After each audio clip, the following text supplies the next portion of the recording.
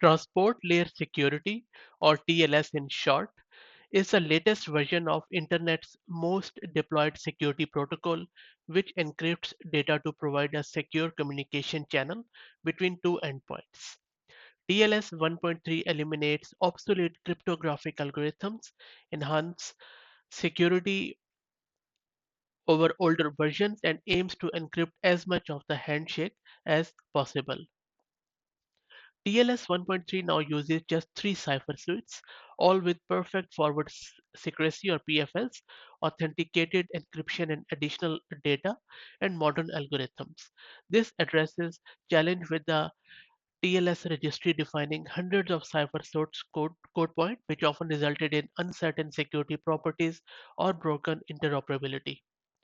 The new TLS version 1.3 also improves privacy by using a minimal set of clear text protocol bits on the wire, which helps prevent protocol ossification and will facilitate the deployment of future TLS versions. In addition, in TLS 1.3, content length hiding is enabled by a minimal set of clear text protocol bits. This means that less user information is visible on the network. In previous TLS versions, client authentication exposed client identity on the network unless it was accomplished via renegotiation, which entailed extra round trips and CPU costs. In TLS 1.3, client authentication is always confidential. If you are using AWS Cloud, you know that they always try to improve the customer experience by delivering a cloud computing environment that uses most modern security technologies.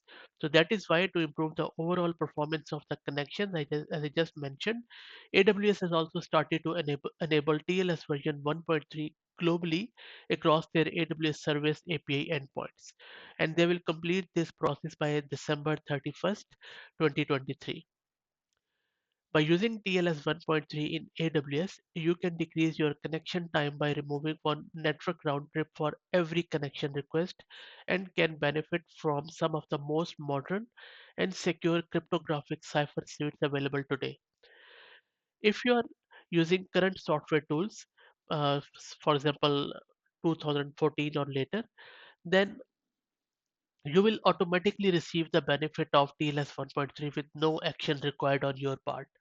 This is because AWS services will negotiate the highest TLS protocol version that your client software supports. If you want to continue using TLS 1.2, you will still have full control through your own client configurations.